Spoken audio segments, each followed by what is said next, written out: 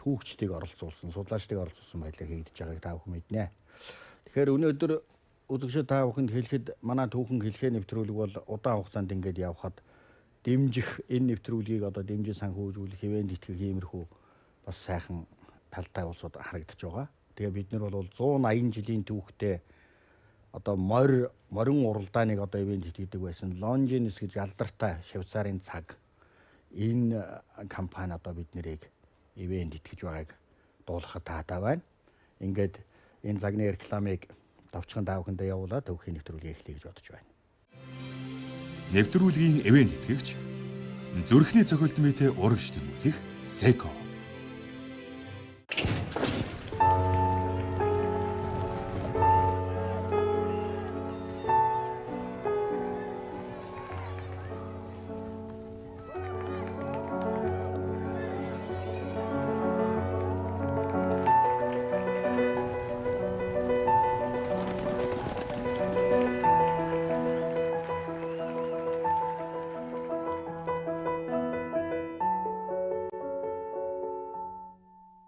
Өнөөдрийн нэвтрүүлэгт Монгол улсын багшийн их сургуулийн түүхэн тэнхимийн доктор Идэр за манай Юань улсын чиглэлээр судалгаа хийж хэд хэдэн ном бүтээл гаргасан та бүхэн зарим үз танилцсан баг тийм ээ. За дараа нь манай энэ сод үйлэг байна. Манай Юань улсын чиглэлээр ер нь хятад судлалын чиглэлээр ажилладаг залуу судлаач нар оролцож байна. Тэгэхээр энэ удаагийн нэвтрүүлгээр бид нэр энэ Юань улсын мандал буурал гэнт ер нь төгөөг л орой ярих байх тийм ээ. Тэгэхээр ер нь яагаад энэ Монголын эзэнт гүрний энэ том бүрэлдэхүүн дотор их Юань гэсэн нэртэй улс үүсэн бүрэлдсэн юм бэ гэдгээс хэдүүлээ яриагаа эхэлье тийм ээ. За эдгээр доктор за тэгэхээр их Монгол улсыг залгамжилсан одоо Монголын нэг төр улс бол Юань улс. За гэвчвэл нэрний хувьд бол одоо хятад цолоор одоо ингээд өргөмжлөгдсөн тийм ээ. Тэгээ одоо зарим монгол хүмүүс үзэхдээ бол энэ яагаад одоо Монголын энэ мандан бадарчсан цаг үед ийм хятад нэртэй төр улсыг одоо монголчууд байгуулчих вэ гэж их гайхдаг тийм ээ. Тэгэхээр энэ Юань гэдэг нэр бол бас их учир утгатай. Бас зүгээр нэг одоо хятад нэр цолыг монголчууд өргөмжилсэн ч асуудал биш. Энэ бол цаанаа бас их улс төрийн бодлоготой, их зоригтой энэ ийм цолыг авч ирэж байна. За Хувлаа хаан бол улсын нэрийг бол 1271 онд бол өөрчлөхөөр одоо зарлиг болгосон. За тэндээ бол энэ Юань гэдэг нэрийг авсан. За энийг бол одоо манай судлаачд судлаад бол одоо тэр зурхайд номоос авсан тийм ээ гэсэн ийм одоо юу дэвшүүлсэн байдаг. Тэгээ энэ Юань гэдэг өөрөө энэ ханз нь бол ямар утгатай вэ? Ер нь бол мэдээж олон янз утга байгаа. Тэрэн дотроос бол хамгийн гол утга нь бол ерөөсөө тэнгэр мэт их, язгааргүй их гэсэн. Монголчууд бол нэг уламжит сэтгүүдээ ерөөсөө тэнгэр их шүтэн шүү дээ, тийм ээ. Тэнгэр ерөөсөө хамгийн их агуу одоо туйлын их гэж ойлголт бол монголчуудад бол тэнгэр баг шүү дээ, тийм ээ. Тийм учраас тэнгэр гэдэг их улс гэсэн. Их улс. Тэнгэр шиг агуу их улсаа гэсэн ийм одоо утга санаа бэлэгдэлтэй. Тэгээ тийм учраас бол манай зарим судлаачд бол энэ Юань гэдэг бол одоо хөх гэсэн утга байх хэрэгтэй гэх тийм ээ. Хөх гүрэн гээл нэг. Ерөнхийдөө яг ханзанд бол тийм утга байхгүй. Гэхдээ нөө бэлэгдлэр тэнгэрийг үнэхээр тэнгэр юм бол тэнгэр хөх шүү дээ тийм ээ. Тийм учраас тэр хөх гэдэг утга бол байх хэрэгтэй л ингэж үздэг. За Хувлаа хааны энэ бол одоо энэ Юань гэдэг нэрийг авч өргөмжилсэн энэ асуудал бол улсын цол юм байна. Ерөөс энэ манай одоо судлаачид одоо энэ түүх сонирхчид бас нэг зүйлийг анхаарах. Улсын цол гэж юу вэ, тийм ээ? Юаны үе чинь бас нэг энэ цол хэрэгмийн том тогтолцоо байсан. Тэрний дотор бол нэг өмөрмөц өмнө одоо Монголын төр улсад байгаагүй нэг онцлог зүйл бол тэр чинь улстай их цол өргөмжилсэн байна. Цол өргөмжилсэн. За тэр цол нь бол одоо их Юань буюу Дай Юань гэж одоо хятадаар бол тийм ээ? Их Юань гэдэг цолыг авсан. Энэ цол нь бол одоо их Монгол гэдэг улсын нэртэйгээ цуг хэрэглэж байна. Дай Юань их Монгол улс. За энийг нөгөө хятад сурвалж бичигт нөгөө хятад хэл бичигч нь бол хураангуй бичиг, юмыг хурааж бичдэг учраас бол сурвалж бичиг дандаа Дай Юань гэж явчих. Тэрнээс бол тэр ард нь бол их Монгол улс нэр нь улс гэдэг нэр нь байж. За энэ юу юугаар батлагдж яах гэхээр Юан гүрний үед одоо босгосон тэр Монгол язгууртан ноёдуудад одоо босгосон тэр хөшөө дурсгалууд дээр одоо энийг бол маш тодорхой. Албан ёсоор албан одоо тэр Монгол бичгээр бичиж байгаа шүү дээ. Хятадаар биш. Одоо юугаар биш. Дөрвөлжин бичгээрээс. Угааржин Монгол бичгээр бичсэн. Одоо жишээлбэл Энтүү ангийн хөшөө гэхэд 1365 онд босгосон хөшөөн дээр Дай Юань их Монгол улс. Ингэж бичсэн ба.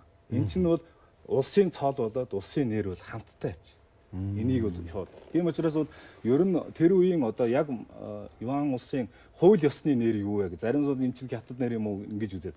Тэр нь бол хууль ёсны нэр нь их Монгол улс хэвээр байсан. Хэвээр байсан. Улсдаа бол цол өргөсөн. Цол өргөмжилж байгаа учир юу гэхээр бол Хувлаа хаан бол зөвхөн Монгол үндэсний Монгол туурхтны Монгол угсаатны одоо нэгтгсэн улс биш ээ. Хувлаа хааны одоо захиргаанд бол маш одоо ялангуяа дорн дахины маш олон улс үндэснийг нэгтгэн захирсан ийм одоо агуу хүчрхэг улс учраас тэр одоо дорн дахины төр ёсны уламжилд хэрэгэлдэг тэр одоо төрийн зарим одоо уламжил ёсыг бол хэрэглэх нь одоо тэр тэдгээр захиргаанд байгаа улсуудаа одоо өөртөө хүлээн зөвшөөр нэгтгэн захирахад бол ийм цолны үүрэг бол маш одоо чухал байна. Одоо яг ингээд ухаар нь ойлгоход бол агуу тэнгэрийн их Монгол улс гэдэг л нэрчилтэй байхаар л тийм ээ. Бүгд тэр тэнгэрийн дор ганцхан улс тэр нь их Монгол.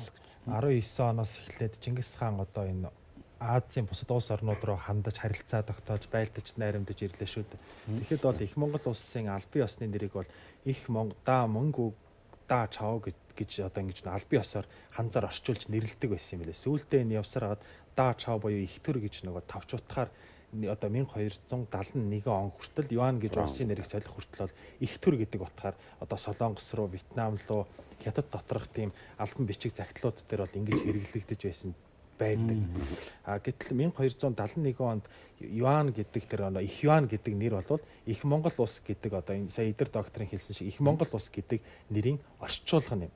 Бид нар одоо сүүлийн судалгаагаар үзэхэд бол ихээхэн туйлшруулж судалж ирсэн нь бол харагдчихж штэ энэ Юан гэж хувлаахаа шууд улсаа хятадаар нэрлэлжээгүй. Тэр үед Юан улсын нэр бол албан ёсны нэр бол их Монгол улс гэдэг хэвээрээ байжээ гэдгийг бол энийг орчуулаад тий. Одоо улсын цол гэдэг бол тэр тэргүй одоо жишээ нь олноо өргөмжлөгдсөн Монгол улс гэдэг. Хэлбэл энэ 20 дугаар зууны ихэнх үед болсон Монгол улсаа олноо өргөгдсөн гэж одоо улсын цол өгч явах жишээ нь иймэрхүү уламжлал болоо гэсэн тийм ээ. За тэгэхээр яриаг бол цаашаа хаанаас өргөжлүүлэх вэ гэхээр зэрэг Хувлаа хаан төр авсан адал явдалд түүх байдаг тийм ээ. Тэгэхээр Чингис хааны уламжлал Чингис хааны үр хүүхдүүд явж явахдаа Хувлаа хаан хэдийн үед ямар байдлаар одоо төр авбаа. За эндээс одоо жишээ нь Юаны суурь эхэлдэг. Тэгэхээр зэрэг энэ түүхийг одоо үзэгчд сануулах хэрэгтэй. Төв буруу гэсэн бас их маргаан биш үү? За ер нь бол 1259 онд бол Мөнх хаан гинт наслагдсан. За тэр үед бол Мөнх хаан амьд сэрийн ахуй цагтаа бол одоо өмнөд сүн улсыг байлдан дэвшдгөх дайныг бол эхлүүлсэн. За тэр үйл хэргийг бол өөрийн дөө хувлаад одоо даатгаж. За хувлаа бол их Монгол улсын их цэргийг удирдах бол одоо өмнөд оронд бол одоо энэ дайныг удирдах явж исэн. За гэтэл яг энэ үед бол Мөнх хаангийн наснагдсан учраас түүний одоо орыг залгах дараагийн хаан хэмбэ гэдэг асуудал гарч ирсэн. За ингээд бол одоо дараагийн хааныг сонгох их хуралдай тийм ээ язгууртнуудыг одоо их чуулганд одоо дуудах ийм асуудал гарч ирсэн. За тэр үед бол хувлаад бол одоо хувлагийн хатан Чааби хатан бол ер нь одоо тэр одоо яг хар оронд болсон тэр үйл явдлын талаар бол мэдээ өгсөн нууцаар. За ер нь одоо ингээд хаан наслагдсан дараа нь дараагийн хаан сонгох асуудал яригдж байна тийм ээ. Тийм учраас өтөр дөргөн их цэргийг гэдрийг татаж одоо ирэх ёстой гэсэн ер нь ийм чимээ өгсөн. За тэр үед бол хар оронд бол одоо ариг бөх бол одоо бас их нөлөөтэй. За түүнийг ер нь дараагийн хаанд өргөмжлөх асуудлыг бол Монголын одоо олонх нөлөө бүхий язгууртнууд дэмжих юм хандлагатай байсан учраас Чааби хатан бол нууц мэдээг өгсөн. За тэр үед хувлаа одоо их цэргийг удирдаад өмнөш одоо морцсон боловч бол яг одоо монголчуудын өмнө бол онцгой тийм цэрэг дайны гавьяа ерөөс байгуулж чадаагүй. Тийм учраас яг одоо тэр Чааби хатны мэдээг авсан боловч бол хувлаад одоо яг шууд одоо гэдрэг буцчих гэхээр нөгөө цэрэг дайны гавьяаг. Тийм цэрэг дайныг авьяагүй хүн чи одоо их хурлаа тэр дараагийн хаан толцоод тий одоо монголчууд ер нь бол хаан өргөмжлөхөд дараагийн шинэ хааныг сонгоход бол юуг монголчууд боол гавьяа зүтгэл нэр хүндтэй. Тийм нэр хүндтэй. Тэрийг ч ховлоо хаан сайн тэр мэдэж ирсэн. Тийм учраас тэр үед бол яг ховлоо хаан бол тэр одоо сүн улсын ээж аваа гэж одоо зарим юун дээр ууж аваач гэж битсэн. Энэ хотыг одоо бүслэн байлдаж бас нилээд одоо эдэн сарын хугацаа одоо тэнд саагдсан байсан. Тийм учраас бол тэр хатныхаа захиаг нууц захиаг аваад ер нь тэр ээж явахдаг маш хурдан одоо эзэлж авах ажлыг одоо өрнүүлсэн. Гавьяагаа дуусгах. Тэгээ ингээд бол маш хурдан одоо тэр ээж яваг буулгаж аваад тэр дайныхаа сүр хүчээрвэл кайфэнд ирж одоо 1260 оны 5 сард тэгээ хаан өөрийгөө одоо хаан өргөмжилсэн. За гэтэл бол энэс кайфен гэдэг нь одоо ямар хат вэ? Одоогийн нөгөө шанд угтчлаа. Тэгээ дээд нийслэл. Юуны яаны. Үүний дараа бол 6 сард нь бол ариг өхөөл хаан одоо суурин суусан. За ариг өхийн хаан суурин суусан юу бол одоо Монгол төрөөсний уламжлалын дагуу болсон гэж одоо судлаач дүгнсэн. Яагаад гэвэл тэр ариг өхийн юу бол нэлээд урт хугацааг яаж бараг 21 хоног тэр найр одоо тэр чуулган бол үргэлжилсэн гэж. Ховлоо ханыхыг бол ерөөсө 3 өдөр болсон гэж. Тэр одоо тэр кафенд одоо хаасах. За ингээд бол ховлоо бол үндсэндээ одоо өөрөө бол тэр тухайн цаг үеийнхэн одоо цэргийн хүч. За ер нь бол тэр өгөөдөө хааны үеэс одоо тэр тулуу угсааныханд одоо олгосон хувь эзэмшил нутг бол хөөбө бус нутг штэ. Тэнд байсан өөрийнхөө одоо тэр хүн хүч одоо эдийн засгийн том одоо нөөц боломж тийм ээ. Энэ бүхэн дээрээ суурилсан учраас бол ховлоод бол одоо хаан суух итгэл бол маш одоо дүүрэн байсан гэж хэлэх юм ээ. Энэ ховлоо одоо мөн хаанаас барах ариг үхэнд одоо жишээ нь Монголын ноёдоор өргөмжлөгдөх ховлоо тэнд өөрийгөө туссан одоо өргөмжлөх хэмтэр үйл явдал боловч манай үзэгч нэг мэдэхгүй зүйл байгаа. Жишээлбэл энэ гурван хаанчийн хоорондоо ямар холбоотой олсод вэ? Энийг содуудын тайлбарлаад өгөөч. Мөнх бол 1251-ээс 1259 онд бол хаан их Монгол улсын их хаан байсан. Хувлаа бол түүний дүү, ариг бүх бол одоо мөнх хааны отхон дүү. Хувлаа хааны одоо отхон. Өөрөөр хэлбэл энэ чинь ах トゥ 3. Тэгээд энэ хувлаа хаан ширээнд суусан процедурыг ерөнхийдөө ажиглаад үзэхэд бол тэр 1240-од оноос хойш хувлаад шадралсан хятад зөвлөхөд бол маш их нөлөө үзүүлсэн байдаг. Ялангуяа Хаочин гэдэг хүн бол мөнх хааныг нас орсны дараа бол төр одоо цэрэг эргүүлэх бодлогын бичиг гэдэг зүйл бичээд 10 одоо тийм санамж зөвлөмжийг гаргаад хувлаа одоо хаан ширээнд суухын тулд яах ёстой вэ гэдэг тийм бодлогын зөвлөмжүүдийг гаргаж өгсөн. Хувлаа арга хэмжээнүүдийг ажиглахад бол яг тэр зөвлөгөөний дагуу явсан байдаг л да. Хувлаа тэгэхэд ч одоо бараг 30 гаруй насны л залуу өдөр хүн байна шүү дээ. 45 настай тий. Тэгэхэд хувлаан яг хаан өргөмжилсэн одоо дэмжигчд нь их хуралдад оролцсон хүмүүс нь бол хувлаан яг одоо сүн улс руу дайрч явж исэн. Одоо өөрийнх нь захиргааны зүүн замын цэргүүд байсан. Зүүн замын цэргүүд дотор нь бол 5 төвшин аймаг гэдэг Хонграад, Онгууд гэх мэт одоо аймагуд байсан л да. Энэ ноёдын хүчээр л бол хаан ширээнд суусан болохоос ш нийт ноёд одоо язгууртнуудын төлөөлөл бол оролцоогүй.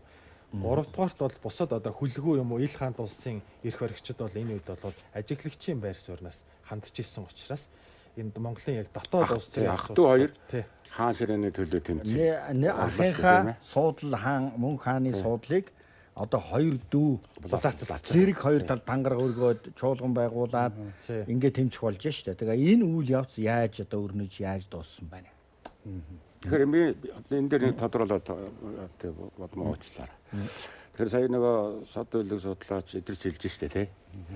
Яг ингээд энэ ярьж байгаа үйл явдал талаас нь харахаар ховлаа бол өөрийгөө хаан өргөмжлөх үйл ажиллагааг хүчээр хийсэн тийм. Ер нь бол уг нь бол тэгж ховлаа оролцож тийм ээ. Ховлаа одоо хаан болно гэж амбицтай зүтгээгөө бол ариг хөх хаан болдгоороо болоод ингээд л явах нэг ийм байдал байна да тий. За тэгэхдээ ховлаад нөлөөсөн ингээ хаан болох эрмэлжилтэй дотор нь хүч судал суусны гол санаа нь бол дэрэгдийн зөвлөхүүд байна.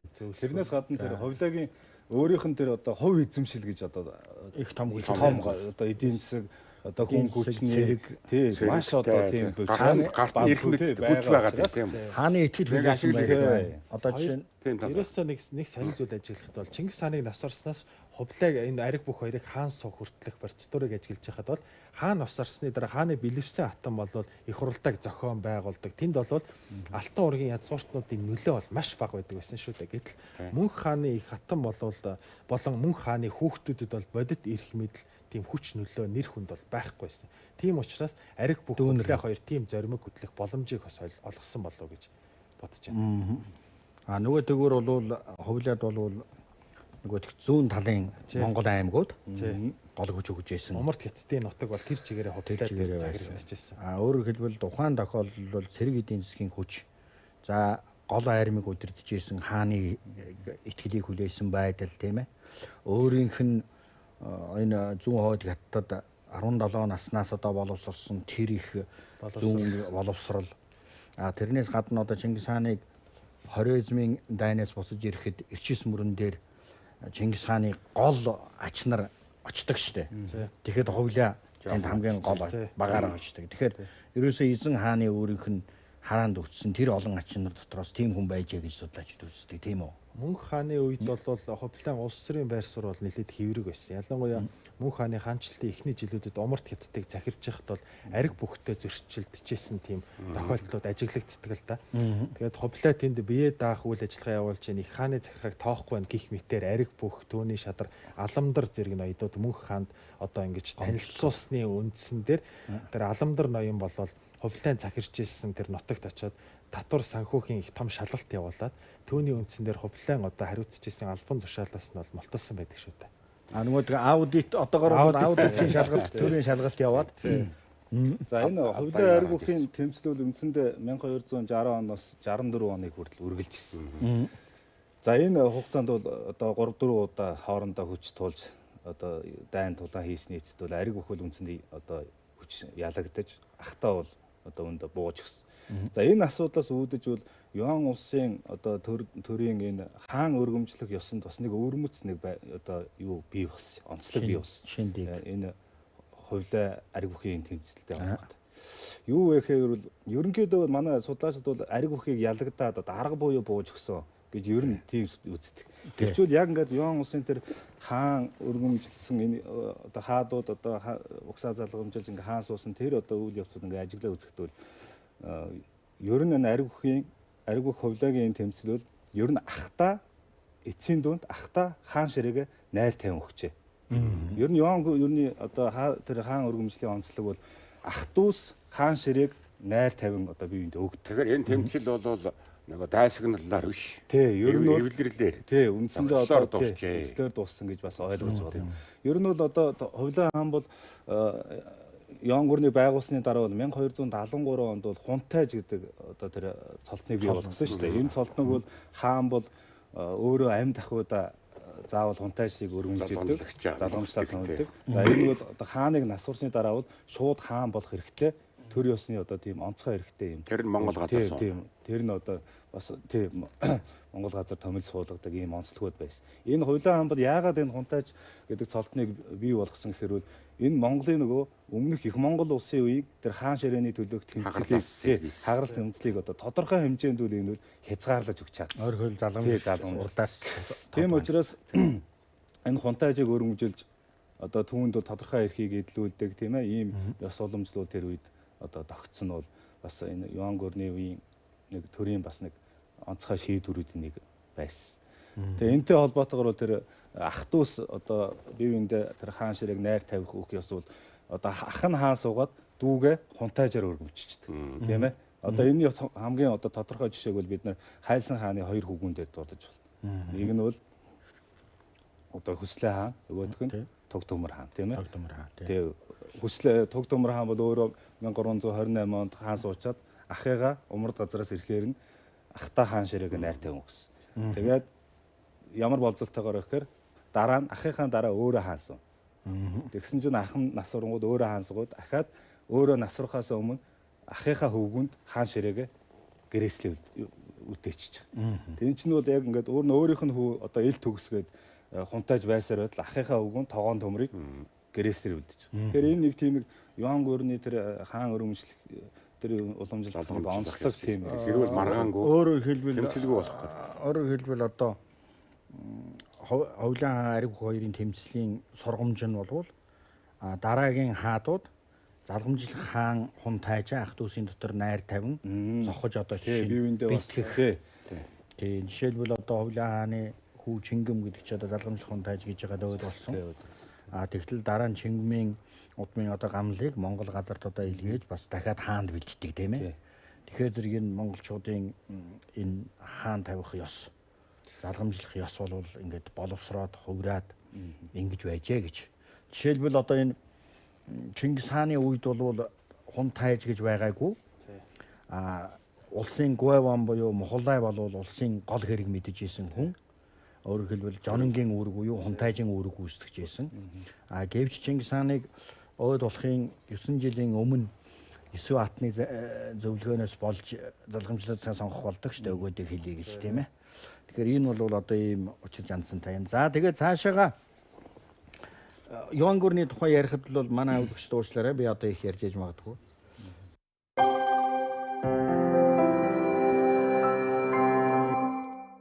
Цэр ховхолж уушиг цэвэрлэн зөгийн балтай коплет сагаргүйн Якоб ханятнаас хагцсан. Амины уур хамгаалтын давхраг үүсгдэг кератин агуулсан тул таны үсийг гялалтсан тод өнгөтэй болгоно. Түүний Deluxe. Чимэн байгаа болохоор концерт 11-р сарын 23-24-нд Юби Палас 19 цагаас эрхэм таныг бид хүлээж байна.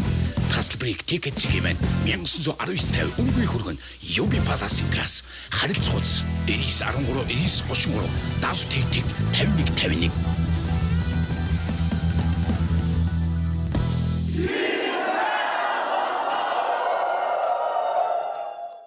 Цаг орой болсон байна. Энэ үед яагаад хан өргөмдөж болохгүй юм? Хажуу айлын бяцхан хүүг дөнгөж сая унтуулсан учраас. Яагаад зурагтаа хэд чангалж болохгүй вэ? Хөрш айлын охин маргаашийн маш чухал шалгалтанда бэлдэж байгаа учраас. Яагаад үсэрч тоглож болохгүй вэ? Доод айлын настай эмээ амарч байгаа учраас тэр. Сайн хөршүүд нэгнээ хүндэтгэж амьдрал ая тухтай байдгийм. Энэ бол 1.3 сая хүн амтай метрополитен хот. Харин өдөр бүр бидэнд сонголт хийх шалтгаан тулгардаг. Дэлхийн нэртэй брэндүүдээр тоногдсон, хүний хэрэгцээг мөн шийдсэн, дуу чимээ тусгаарлах өндөр зүйлтэй, газар хөдлөлтийн 8 балд төсвөртэй, хотын азрын бүсэд байрлах, үзэсгэлэн төвлөр, сэтгэл хангалуун амьдралын үргэлжлэл Наран Place.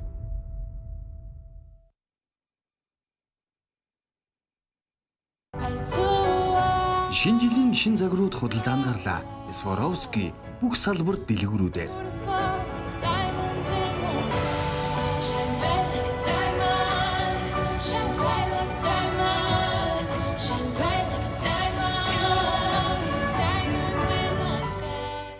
Улаанбуудан уург болон зөгийн балаг улсын тул таны үсийг эрүүл тод өнгөтэй болгох төлөв колор. Цэр ховхолж уушиг цэвэрлэн зөгийн балтай коплет сагаргүйн Якоб ханятнаас хагцсан.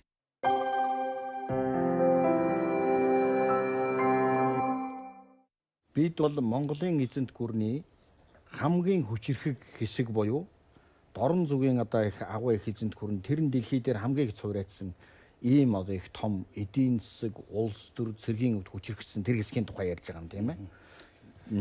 За тэгэхээр Юаны одоо хааны бас нэг онцлог хэд хэдэн онцлогуд байна. Тэрнийх дээр цол хэрэгмийн тогтолцоонд нэг онцлог юу шинж байна. Тэрний үхээр бол Юаны хаан бол ер нь 3 төрлийн цолыг одоо хаандаа өргөмжилдэг. За тэр энэ 3 цолноос бол эхний нэг цол нь бол амьд ахуйд. Нөгөө хоёр нь бол хааныгаа нас нөхцсөний дараа өргөмжилдэг. За тэр хаан одоо өргөмжилдөөд одоо засаглаа барьж явах хугацаанд бол Юаны хаан бол оны цолыг хэрэглэдэг. Оны цол. За энэ оны цол ямар учиртай гэвэл энэ оны цол бол тухайн хааны хууль ёсны засаглал мөн засаглаж байгаа тэр бодлогын онцлог сүр хүчийг илтгэдэг. Энэ оны цол. За жишээлбэл одоо ямар оны цол хэрэгжилж ирсэн гэхээр за Хувлаа хааны Жун Тунгийн он гэл тийм ээ. Жижигийн он гэл тийм ээ. Эдгээр чинь бол тухайн бас засаглалын зарим хаан бол одоо оны цолоо бас халаад тийм ээ. Шинэ оны цолыг хэрэгэлдэг. Тэр нь бол одоо тухайн хааны бас засаглал эдрийн онцлогтой холбоотойгоор ингэж оны цол хэрэгэлдэг.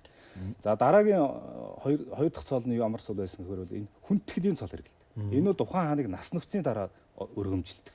За энэ хүндэтгэлийн цол ямар учиртай цол байсан гэхээр тухайн хааныхаа одоо гавьяа зүтгэлийг магтан цаашаа алдаршуулах тийм ээ ийм зорилгоор одоо тэрийг үр хоочт нь одоо нэр алдрын дуусгаж ингэж уламжлах зорилготойгоор хүндэтгэлийн цол хэрэгэлдэг. Жишээлбэл одоо Хувлаа хаанд бол жишээлбэл богд эрдэмд гайхамшиг гавьяа утга цогтой хаан ч гэдэг юм уу тийм Хувлаа хааны одоо бүхэн хүндэтгэлийн одоо цол тийм өргөмжилж байна. Гурав дахь цол нь сүрлэг юм байх нь л дээ. Гурав дахь цол нь бол дахилгын сүмийнхэн цол. Дахилгын сүм. Энэ ямар өстой бий болсон цол гэхээр тухайн хааныг нас нөхсний дараа бол одоо хаанда зориулж одоо дахилгын сүм босгодог. Сүм хэмрэн. Тэндээ одоо жил болгын тодорхой саруудад дахилга үлдэж тайх тавглах зориулгатайгаар тийм шүтээний сүм босгодог. Тэр шүтээнд нь бол тусгай цол олгодог. За ер нь Юан гүрний үе болон энэ дорн дахны төрөөсний уламжлалууд ер нь хааны нэрийг халтахыг хатуу цээрлэж хориглож ингэж одоо цаазал дархалдаг. Тэгэхээр одоо бид нар ингээд их улс байгуулчлаа. За Хувлаа хаан бол одоо тэгээд нийт их улсын хаан боллоо. Тэгээ Юан улс албан ёсоор байгуулдаг. Тэгэхээр энэ улсын хэл хязгаар нийслэл хөл хөрсөн газар гадаад бодлого энэ ер нь ямар хөө явагдаж ирсэн бэ? Юан улсын одоо хэл хязгаар бол өнөөгийнхөр бол нийт Азийн нутгийг бол хамарч ирсэн. Бүхэлд нь хамарч ирсэн. Нийт Азийн нутгийг хамарч ирсэн. Хоёрдугаар гадаад бодлого нь бол Монголын нөгөө Чингис хааны үргэлжлүүлж ирсэн. Чингис хааны одоо үүдсэн гадаад бодлого болон Хятадын уламжлалт гадаад бодлогын одоо тэр нөгөө амин сүнс бол тэгж хоршиж явагдаж ирсэн байгаа. Ялангуяа зүүн өмнөд Аз, зүүн Азийн орнуудтай харилцаж ирсэн харилцаа нь бол Хятадын уламжлалт бодлогыг бол үргэлжлүүлсэн. Бусад одоо Япон ч юм уу Солонгостой бол нөгөө алтан арга хэмжээний бодлого гэж Чингис хааны үргэлжлүүлж ирсэн бодлогын дагуу харилцаж байсан. Тэгээд Юан улсын нийт түүхийг авч үзэхэд бол их соёлын том ялгаа гарч байгаа юм л да. Одоо Юан улсын одоо засагласан 100 гаруй жилийн эхний 50 гаруй жил бол яг Монгол нүүдэлчдийн уламжлалт соёл хэвээр хадгалагдчихсэн бол дунд үеэсээ эхлээд бол нэлээд хятад соёлд автах байдал бол ажиглагдаж эхэлсэн. Энэ бол бодлого дээр нь ч бас илэрдэг. Күнзийн сургаалт төшмөдийг бол дэвшүүлэх ч юм уу тэрнтэй сөргөлдөж Перс төшмөд, Монгол төшмөд сөргөлдөж тийм улс төрийн тэмцлийн одоо үзэгдлүүд бол маш олон удаа гарч ирсэн л да. Түрүүний ярьж байсан их хуралдааг бол 1260 онд хийсэн тийм ээ. Тэгээд хунтайж гэдэг цолыг бий болгоод Хувлаа хаан ууган хөө одоо Чингмигээ бол хунтайж болголоо гэдэг. Дараа нь Чингмийн дараа бол төмрийг бол хаан ширээнд залгамжлах хүнээр сонгож ирсэн. Гэвч эхний энэ Юан улсын 50 жилд бол их хуралдаан дэглэм бол үргэлжилж ирсэн. Хэдийгээр хунтайжийг үргэлжилсэн боловч 1254 онд Хувлааг нас барсны дараа бол их хуралдай дээр бол одоо төмөр гамаала төрсэн ах トゥ хоёр бас хаан ширээг булаацалдж ирсэн. 1307 онд бол цус урсгасан тэмцэл болсон гэх мэт бол одоо их хуралдаан дэг бол яг үргэлжилж ирсэн л да. Хэдийгээр хаан тэр залгамжлагчаа сонгосон боловч бусад ноёд бас хүлээн зөвшөөрөхгүй хандлага бол ажиглагдчихсэн. Энэ Монголын эзэнт гүрэн ерөнхийдөө Ил хаад Юан Алтан орд цагаатаа гэдэг ингээд дөрвөн хэсэг хуваагдсан юмд харагддаг боловч ерөнхийдөө их хааны оройг залгасан учраас Ян гүрний хаан Хувлаан хаадын хаан Хувлаан ерөнхий одоо удирдлага дор үргэлжилж байсан одоо баримтууд зөндөө байдаг тийм ээ тэр тухай. За ер нь бол Хувлаа хаан бол яг одоо их Монгол улсыг залгамжилсан Монгол төрийн тэр одоо уламжлал ёсоор одоо их хааны суурийг залгамжилсан учраас за түүний одоо ерөнхий одоо захиргаа бодлогыг бол бусад одоо хүлээгүй тийм ээ цагаатай алтан ордны улсынхан бол дагдаг. Мэдээж бас зарим тэнд бол эсэргүүцэж байгаа хэсэг юмнууд байгаа шүү дээ. За ер нь бол Юан гүрний түүхэнд харахад бол Ил хаант улс бол ер нь Ил хаан одоо хүлээгүй бол Хувлаатай бол илүү тийм дотн харилцаатай. За тэр хоёрын одоо тэр харилцаа бол маш олон чиглэлээр бол өрнөж байсан. Монголчууд ингээд 100 гаруй жил эзэмсэн энэ бидний тэр оруулсан яг өөрийн соёлын нөлөө юу вэ? Бид тэдний соёлд автсан уу? Ууссан уу те? Эсвэл манай одоо соёлын нөлөө энэ тэднэр бас хүчтэй нэвтэрсэн үү? А ер нь яг ингээ Юань улсын үед бидний монголчууд ирэх шах үед хичнээн яг монгол хүмүүс тэнд ер нь байсан тийм тоо ер нь та хэдэн судалгаанд харагдсан уу? Ярих уу? За энэ ч яг удаа л дээ. Дараа. За ер нь яг соёлын нөлөө бол одоо Хувлаа хааныг бол бас ингэж бол ер нь тэгэл хувцснаас ахуулаад энэ хотын уулт хасаал ер нь Азад хэлчгээр нөлөөсөн сандаг байхгүй тийм. За энийг бол ер нь ганцхан Монгол хэлээсээ ер нь Хувлаа хаан чинь өөрөө тийм их далайцтайгаар юм их хардаг. Даяарс ер нь Монголын соёл, тухайн үеийн одоо хятадын улам соёл, тэр дундад Азийн соёл тийм ээ. Өөр одоо ингээд барууны соёлыг ч гэсэн ер нь хэлсэн тийм ээ.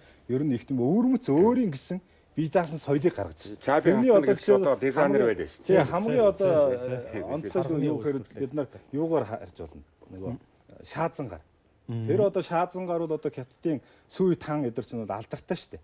Гэтэл тэр сүй тангийн тэр алдартай шаазанг одоо Юаны өрмөц тэр Юаны хөх Юан Чинхуа Юаны хөх шаазан гэдэг чинь одоо маш алдартай тийм ээ. Ийм одоо торгоны хувьд ч гэсэн одоо тэр төрөн түүхэн дээр ч бид нар ярьж байлаа. Тэр Чиндүү хот бол одоо Сичуан бол торгоны хятадын торгоны голомт. Тэр Сичуаны торгоны гол музейд ороход Хувлаа хаан дараа нь Чапи хатныг одоо нэлээд хойморт тавьсан байна. Яагаад гэвэл ерөөсөө энэ хятадын торгоны том сэргэн мандал бол алтан хоргоо гарсан үе. Энийг бол яг Чапи хатан Хувлаа хааны үед Чапи хатан одоо энэ торгоны хэрэг явдлыг одоо жинхэнэ захирж явах үед одоо ингэж мандлаа гэж ингэсэн байгаа. Тэгэхээр зэрэг энэ мэтэр ингээд Юаны сэжмүүдийг яриад байх юм бол үнэхээр одоо даалгавчтай. Өөрөөр хэлбэл тэр Юан гүрэн тийм их нээлттэй байгаад ил хаан тулс одоо нээлттэй байсан учраас Евразийн их газар бол анх удаа соёлын солилцоонд одоо Европ хүртэл тийм нэг тэр Ази Европыг холбосон өөрөөр хэлбэл дэлхийг ориг л үе болгочихсон юм. Хөдөлгөх одоо ийм том соёлын солилцоог бий болгосон. Ийм үе тийм. Ялангуяа тэр одоо Юаны соёлын юунд бол энэ Чаби хатан бас их үүрэгтэй соёлоо. Ер нь бол Юан гүрний одоо хат дотроос бол Чаби хатан шиг одоо нэр алдартай хатан байхгүй гэж энэ судлаач үздэг. Чаби хатан бол тэр хаан ордны тэр дотоодын дэг ёсыг маш сайн тогтоодог. Хэв загварыг тогтоодог. Жишээлбэл одоо Хувлаа нэг удаа анд яваад нүд гэлбаад одоо ном сум харахад хэцүү байна гэсэн чинь Хувлаа тэр одоо малгайнд нь сарвч хийчихсэн. Малгайны сарвчийг одоо үндсэндээ ер нь бол одоо тэр үед хуучиндаа Монгол болоод ер нь дорн дахинд бол тийм сарвчтай малгай гэж байхгүйсэн. Тэрийг одоо анх хийж ирсэн. За тэрнээс гадна ер нь бол нэг зүйлийг бид нар энэ түүхийн ингээд үзэхэд манай одоо яг үг дээдсэн маань хүчрэхэг одоо мандаж явсан үедээ бол одоо эрх мэдэл эд хөрөнгийн тийм далайд бол умбжээлээ шүү дээ тийм ээ. Тэгэхдээ Монголын одоо тэр үг дээдсүүл тэр их одоо эд баялаг эрх мэдлийг бол маш одоо зөв зохистойгоор ухаалаг тэрийг хэрэгжилж ийсэн нь бол тэр түүхэн хүмүүсийн юмнаас харж. Жишээлбэл одоо Чаби хатан бол одоо тэр ордонд ингээд хаягджсэн торгон хувцууд ингээд хэрэггүй хаягджсэн торгон хувцуудыг авчираад тэр номын хөвчийг ороолгож номын тэр хөвчний бат бүхийг одоо юу яаж тэр зүйлийг зүү зохистойгоор хэрэгжилж ийсэн. За мөн малын одоо шилэмний арьс годон хэрэггүй хайж ийсэн тэрийг цуглуулж ордны эмэгтэйчүүдээр оюулаад адсаг болгож дэвсэж байсан. Жишээлбэл одоо бас нэг жишээ бол Тогоон Думар хааны Баян утга хатныг ярьж байна. Баян утга хатан бол одоо их хааны одоо их хатан учраас бол одоо говцуунаар тийм ээ хамгийн одоо эрхэмсэг гоёыг өмсөж явах хэрэгтэй шүү дээ. Гэтэл Баян утга хатныг нас орсны дараа түүний одоо өрөөнд үлдсэн эд зүйлсийг нь тэр одоо Солонгос гаралтай Үлзий утга хатан очоо ороод одоо тэр говцыг янзлж үдсэн гэж. Үдсэн чинь ерөөсөө говцон нэг хуужирж муутсан тийм нэг одоо өвшөрч муутсан юм муу хувцад гэсэн. Тэгээд тэр Үлзий утга хатан бол ихээр шоолж инээжсэн. Их одоо хатан байж ийм байхтай яадаг. Энэ чинь бол цаанаа бол монголчууд бол юмыг их ариу гамтай тийм ээ зүү зохистойгоор хэрэглэхийг эрхэм чанараа болгож ирснийг бол тийм учраас ийм зан чанартай ийм зөв бодлоготой байсан учраас дэлхийн хэмжээний том эзэн монголчуудын сэтгэлгээний нэг онцлог олон том хотууд биш шүү дээ. өртөөний зам дагуу хотууд цэцгэлэн хөгжсөн монголчуудын санаачилгаар хэд хэдэн том хотууд бол зарим нь бол сэргээн босгох, зарим нь бол шинээр байгуулах үйл явц болсон. Ховлын хааны одоо бодлогод бол мэдээж бүтээн байгуулалтын эдийн засгийн их том юмнууд явсан. Тэр бол ингээд түүхийн уншихлаа зэрэг ийм байсан гэж юу 8 зүйлийн гэр хүн гайхахаар тэмцүүлээд байгаа. Тэгэхээр энэ ялангуяа одоо хот байгуулалт нөгөө эдийн засгийг сайжруулахын тулд юу авчирсан талаар давчхан хэлье. За тэгэхээр ховлын хааны бодлогодох нэг чухал асуудал бол энэ эзэнт гүрний нийслэл, хот байгуулалт, за том тэр усан сувгуудыг барьж байгуулах асуудал бол их чухал байсан. Энэ бол эдийн засгийн үр өгөөжийн, улс төрийн бодлогын хувьд тийм ээ маш олон асуудалд ач холбогдолтой байсан. За тийм учраас бол ховлын хаан бол ер нь одоо 1260 онд хаан суусны дараа бол ер нь өөрийнхөө улсын улстай одоо шинээр байгуулж байгаа энэ улстай зориулж шинэ хот байгуулж гисэн. За тэр нь бол хуучин одоо Алтан улсын тэр Янжин хотны хаяанд одоо дайдуу буюу одоо монголоор бол хаан балгас гэдэг хотыг бол барьж байгуулах ажил үү. Одоогийн байж. За энэ ажил бол 1264 оноос эхэлсэн. Ер нь. За ховлын хаан бол 1260-аас 1264 онд бол тэр Кайпен буюу одоогийн тэр Шандуу хотод бол төвлөр сууж исэн. Тэгээд 64 оноос бол нийслэл барих ажлыг эхлүүлээд за энэ бол нийслэл нь 1264-аас 1271 онд бол энэ Дайдуу хотод баригдаж дууссан. За энэ Дайдуу хотыг одоо барьж байгуулах тэрнийг одоо өргөдгөх ажлууд бүр 1292 оныг л үргэлжилсэн. За ямар ч үсэн энэ хотыг барьж байгуулсан нь бол эзэнт гүрнийхээ одоо шинэ хот шинэ одоо нийслэлийг бүтээж тэндээ суурьшихыг төлөвлөж ирсэн. За энэ бол яагаад одоо уламжлалт төр хар хорин төвтэй байсан нийслэлийг одоо урагш нь одоо энэ Дайдуу буюу хаан балгас руу шилжүүлвэ. За энийг бол манай судлаач янз бүрээр тайлбарлав. За гэхдээ энэ дээр бол хэдэн л зүйлийг анхаарах. Тэр нь юу гэхээр бол ховлоогийн одоо байгуулсан шинэ улс бол зөвхөн Монгол үндэсний захирж байгаа улс биш ээ. Энэ бол олон үндэс, ялангуяа дорн дахин нөлөө өгөх хүчрхэг төр улс. Тийм учраас бол эзэнт улсынхаа зах хязгаар суух уу эсвэл төвлөрч суух уу гэдэг нь бол мэдээжийн одоо тэрнээс гадна одоо энэ ховлоогийн энэ Янжин хотыг хаяанд одоо шинэ хот байгуулсан асуудал бол ховлоогийн өөрийнх нь тэр хувь эзэмшил тэр газар дээр хүн хүчнийхээ нөөцөн дээр одоо төвлөрөх тийм ээ. За энийг бол хятад газар биш шүү дээ. Энийг хуучин Монгол. Энэ чинь бол өөрийнх нь хувь эзэмшил нүүдэлчний уламжлалт нутаг. Тийм учраас бол тэрийг бол ховлын хаан бол тэнд нийслэхдээ ерөөсөө би хятад газар Монгол газрыг хаяад хятад газар суучихлаа гэж ерөөсөө боддог. Тэнд бол улс төрийн одоо өөрийнх нь хувь эзэмшил мөн одоо улс төрийн бодлогоо явуулахад бол эзэнт гүрнийхээ төв рүү нүүх нь бол зайлшгүй чухал. Тийм учраас бол ийм янз бүрийн шалтгааныг ярьж болно тийм ээ. Гэхдээ гол одоо үндсэн асуудлыг ингээ харахад бол тийм зүйлийг ажиглагдаг тийм ээ. За тийм учраас ховлын хаан бол энэ их гүрний нийслэлийг бол Дайдуу хотыг бол маш одоо сайхан бүтээн босгож байгуул. Тэнийг одоо дэлхийн нийслэл болгож чадсан. Тэр үедээ усан сувгаар тэр ч одоо хичнээн километр. Тэр усан сувгаар асуудал бол одоо ингээд нийслэлээ байгуулчлаа. Гэтэл энэ нийслэлийг хүнс тэжээл тээвэр юугаар хангах нь бол хамгийн чухал асуудал. Магадгүй өсөглөн болвол яах вэ? Тэгэхээр бол тэр үед бол одоо өмнөд орн буюу Жаннаан гэж одоо оронд бол Амуу буудааны одоо баялаг нөөц байсан. За тэрийг ерөөсө тэндээс Амуу буудааг зөөвөрлөж Дайдуугийн хүнсийг хангах нь бол ховлын хааны бас чухал бодлого байсан. Тийм учраас бол тэрийг одоо ингээд далайгаар ингээд хуурай замаар ингээд сүм улсын үеийн тэр хуучин замыг ашиглахаар бол нэг 2700 км-ээр явж сая Дайдуу дээр. Энэ хугацаанд их маш их одоо хүн хүчний эдийн засгийн хүндрэлтэй. Тийм учраас бол энийг одоо замын одоо богиносгож үр өгөөжийг нэмэгдүүлэхийн тулд тэр их сувгийг байгуулсан. За энэ бол хуучин төр сүм улс үед эргэлж ирсэн Ханжоогоос Дайдуу хүртэлх энэ сувгийг одоо тэлж тэрийг одоо өргөтгөж ингэж ашиглалтанд оруулснаар бол сүм улсын замыг 900 км-ээр багасгаж чадсан. Тэрний үр өгөөжийг нэмэгдүүлж чадсан. За тэргээр бол одоо жилдээ одоо маш олон түн бараг 200-300 онц наашаа цаашаа явдаг тийм ээ. Тэгээ тэр үеийн хамгийн одоо эдийн засгийн үр өгөөжтэй асуудал бол усан тээвэр шүү дээ. Усан тээвэрчэнд ерөөсө хуурай замын тээврээс бол хэд дахин хямдхан маш хурдан тийм ээ. Тийм учраас бол энэ одоо их сувгийн бүтээн байгуулалт бол яахаргүй ховлын хааны цаг үеийн одоо тэр том бүтээн баг. Энэ чинь бол 1289-с 1291 оны хооронд л болсон шүү дээ. Энэ бүтээн байгуулсан шүү дээ. Хувлаа хааны авч хэрэгжүүлсэн арга хэмжээнүүд бол одоо ч хятадын доктортой байдлын нэг үндэс болсон л да. Яагаад гэвэл өмнө нь чинь хятад бол өмнөд орон умард орон гэдээ хоёр хуваагдсан байсан шүү дээ. Умард орон бол эдийн засгийн хувьд дорой байсан. Тийм учраас хувлаа хаан өмнөд умардын эдийн засгийн зааг ялгааг арилгахын тулд эдийн засгийн маш олон арга хэмжээ авсны нэг нь бол энэ совг. Хоёрдугаарт өнөөгийн Бээжинд нийслэлсэн гэдэг бол умардын одоо ач холбогдлыг дутуугүй байлгах үүднээс энд нийслэл хотоо байгуулсан байдаг. Үүний дараа бол Мин улс бол нийслэлээ одоо өмнөдийн Нанжин хот руу шилжүүлсэн боловч 30 жилийн дараа буцаад Бээжинд ирсэн байдаг.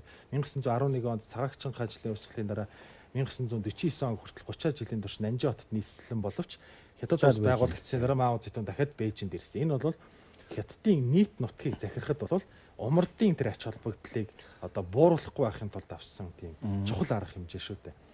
Нөгөө талаар одоо Юань улсын мөхөлд бол нөгөө Европт тархсан байдаг хар үхэл их чухал үүрэг гүйцэтгэсэн. Юань улсын одоо 1329 оноос эхэлж хар үхлийн вирус одоо хулганы бөөснийх нь вирус тарахад Юань улсын нутагт 25 сая хүн өгсөн байдаг. Энэ хар үхэл. Энэ хар үхэл торгоны замаар Европ руу өрсөн гэдэг шүү дээ.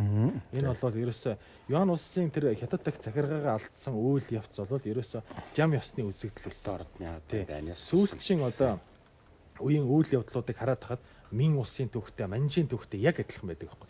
Юань улсын сүүлийн үед бол цэргийн эрхтнүүд буюу warlord-ууд цэргийн эрх атгаад Юань улсын нэгдэл задарсан болвол Мин улсын үед яг тийм процесс болсон Үс Сангуй гэдэг хүн цэргийг атгсан. Манжийн сүүлийн үед Юаньшикай гэдэг хүнд бол нөгөө өмнөдийн одоо өрөндийнхний цэргийн аюулаас зайлуулахын тулд одоо тогтохт 100 түмэн цэрэг өгсөн шиг маш том орчин үеийн айран бий болгосны дараа Юаньшика мөхөнгөт доор нь байсан цэргийн эрхтнүүд бол умарт хятадыг тэр чигт мужаар нь хаваагаад энэ бол хятадын задрал одоо их самуурлын 90 үед байсантай яг адилхан учраас Юань улсын мөхөл бол нэг монголчуудын буруу үйл ажиллагаа биш энэ ерөөсөө нийгэм түүхийн нэг мөчлөгийн жам ёсны процесс гэж үзэхэр байна.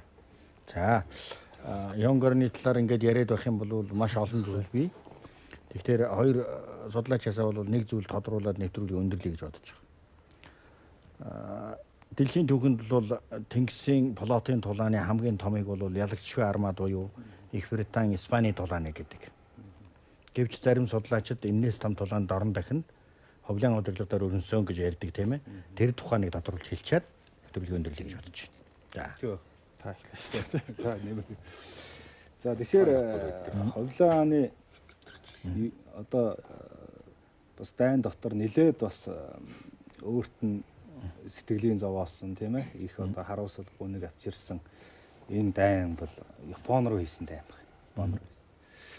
За үндсэндээ бол 1274-өөс 1281 оныг тийм ээ 83 оны хүртэл ер нь энэ дайны үйл ажиллагаа өнгөрсөн.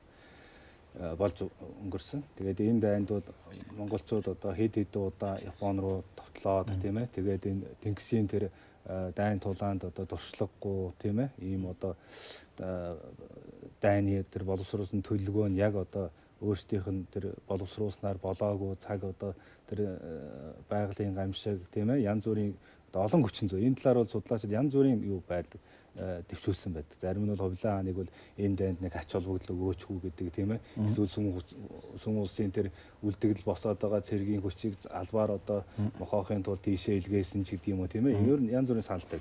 Гэвчүүл энд тулаанд бол ер нь ховлын хаан бол одоо өөрөө л энэ тулаанд их санаа зовж одоо ялагдсан тэр элчийн хороосон тэр одоо цэргүүд нь онгоцон сүрч ингэж одоо ялагдлыг бол ховлын хаан бол одоо тэр цадиг юуг нь уншиж байхад бол маш их одоо энд харуулсаж энэ ямар санд 2 3 ялагцаар бодлох 2 3 удаа тэр тийшээ дайн явуулж байдаг чинь тийм одоо хайхраагүй зүйлүүд биш. Харин ч одоо тэр одоо японочдод одоо өөрийнхөө тэр засаглалын сүр хүчийг үзүүлэхийг бол зорж байсан бол тодорхой байна. Тэгээд ер нь яг энэ дайнд бол солонгосчууд өмнөд хятадууд монголчуудын оролцсон энэ одоо флот бол бас хоорондын тэр цэргийн нэгдсэн удирдлага хоорондын санал зөрсөн энэ байдлаас бол их хамаарсан байна гэдэг нь бол тэр түүхийн сурвалжийн юмнуудыг уншихад бол тодорхой харагдана. Хоорондоо зөрчилдөөд тийм ээ. Тэгээ цаг юугаа биелүүлэхгүй ингээд явсан юмуд байна. Монголчууд бол Юань улсын үед бол усан цэрэг далайн тээвэрт бол маш их анхаарал хандуулж ирсэн байсан нь бол түүхийн сурвалжуудаас харагддаг л та. Япон руу явуулсан тэр дэлхийн түүхэнд одоо цорын ганц хамгийн том усан флот болвол одоо тэгж нөгөө технологийн хувьд зохион байгуулалтын хувьд бол нэлээд нарийн тийм төлөвлөсний үр дүн байсан. Тэр зэргийн явдал юм. Хоёрдугаарт зөвхөн Япон руу биш, Вьетнам, Зүүн Өмнөд Азийн орнуудыг эзлэхийн тулд монголчууд маш хүчрхэг усан флот явуулж тэдгээр нь бол тухай бүртээ амжилтанд хүрч исэн жишээ байдаг. Одоо далайн тээвэр, далайн цэргийн асуудлыг хариуцж исэн тусгай яам байсан. Энэ бол бас дэлхийн түүхэнд их ховорхон үзэгдэл гэж одоо бичигддэг. Бидний бас цаг чинь нэлээд явж байгаа. Дараагийн хаадуудын тухай ярив. Гоё цаг хараад тийм ээ. Тэгэхээр дараагийн хаад руу энэ би одоо яхаар энэ их том хүчрхэг гүрэн асар их одоо хүч чадлыг бий болгоцсон энэ ухаалаг улс байж байгаа ботроо. Яга ботроо. Яга бид одоо энэ наяр холоо халдав, нутагтаа хөгдөж яваа гарваа гэдэг энэ. За тэгэхээр ер нь бол Юань гүрний урууданд орохдох энэ үйл явц бол ер нь 1333 онд тогоон төмрийн үеэс шууд ер нь холбогдож ярьдаг. Ер нь тогоон төмөр хааны үеэс Монголын одоо язгууртан ноёдуудын хоорондын зөрчил тэмцэл нэгдүгээр хурцацсан. За энд бол ялангуяа одоо энэ Юаны төрд хүчин зүтгэж ирсэн. Хүнзийн нөл их болсон. Янз бүрийн одоо соёлтой тийм ээ дөшмөлүүд бас зарим нь одоо жишээлбэл өнгөт нүднүүд байна. Зарим нь монголчууд байна тийм ээ. Тэгээ эдний хооронд бол бас их нэлээд зөрчил гарсан. Их мэдэл булаалтсан. За ялангуяа нөгөө Юаны сүүл үед бол хэд хэдэн удаа баг хаадуудыг өргөмжилсэн. Нөгөө жишээлбэл Эрдэнэчин балыг 7 настайд наваачаа тавьчихсан. Тогоон Думрааны чинь нэг 13 настай байна тий. Тэгээ тийм учраас энэ хаадын сүр хүчин буурсан учраас тэр нөгөө нөлөө бүхий ноёдуудын тэднэр нь одоо хоорондоо ирэх мэдэл булаасан. Нэгдүгээр энэ улс төрийн тоглоом болоо. За хоёрдугаарт нь бол шашны одоо энд асуудал гарч байгаа. Шашны. За шашны ямар асуудал гарах вэ? Монголчууд бол бурхны шашны хөл одоо Юань гүрний үед бол бас их хөгжүүлсэн. Ер нь бол бурхны шашныг дэлхийн шашин болж цааш одоо хөгжихэд бол энэ Юань гүрний цаг үе бол ихээхэн нөлөөлсөн. За гэтэл бол бурхны шашин маань өөрөө эргээд одоо Монголын төрд бас тодорхой хэмжээний хор уршиг тарьж гисэн. Жишээлбэл одоо тогоон төмөр хаанд хаан суугаад сууж явах цаг үед нь төвд ламнаар элдв тийм нууц увдс гэж одоо шашны элдв нууц увдсаар одоо хааны төөрөгдүүлж мохор зүсэг тэдэнд итгүүлж одоо төрийн хэрэг явдлаас цаалгардуулах тийм ээ. За тэр нь бол одоо ингээд жаргал цэнгэл хөөх ийм асуудал одоо тийм ээ. Түрүүн дээр нөгөө сод үлэг доктор хэлжсэн тэр нэг юу вэ шүү дээ. 40 50 гаруй жил бол яг Монгол уламжлалаар явсан. Тэгээд энэ 50 гаруй жилийн дараа Юань гүрэнд огцсноос хойш үе чинь одоо 1320-30-аад яг тогоон төмрийн үедэл таарна тий. Тэгэхээр яагаад ингэж хаада тоглоомын маягаар сонгож тавьдаг болчихоо. Бага настай хүүхд энэ чинь дандаа улс төрийн тоглоом, ордны хувилдаа ялцрал явагдаад байна гэсэн үг шүү дээ. Төрийн ялцрал.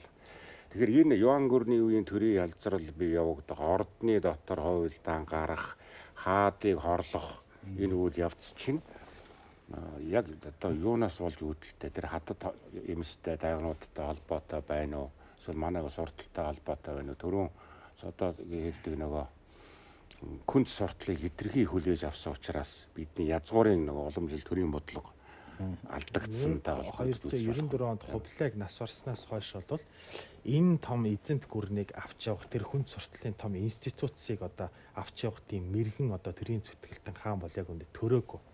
Юань улсад бол маш олон шийдвэрлэгдэг асуудал байсан шүү дээ. Төсвийн алдагдал маш их олон удаа аяндаа хийснээс болж төсөв хямарсан. Тэгээд том айрамтай, зардал өндөртэй. Эдгээрийг бол Юань улсын энэ мөхлийн аюулыг хамгийн анх олж харсан хүн бол Баян гэдэг одоо төв бичгийн мужийн баруун гарын чинсэн хүн. Энэ хүн тогоон төмрийг хаан өргөмжилсний дараа 1340 онд өөрөө унах хүртлээр бол маш том реформ хийсэн. Эрс шинжилгээ өргөмжилсэн. Эрс шинжилгээний хүрээнд бол одоо Хувлаа хааны бодлогыг дахин сэргээхийн тулд тэр үед бол күнзийн суртал бас тодорхой хэмжээгээр нөлөөлсөн байсан учраас Хувлаа хааны бодлогыг дахин сэргээхийн тулд тогоон төмөр хааны оны цалыг Хувлаа хааны оны цалаар солисон. Энэ бол Хувлаа хааны бодлого дахин хэрэгжих гэж байна гэдгийг сануулсан.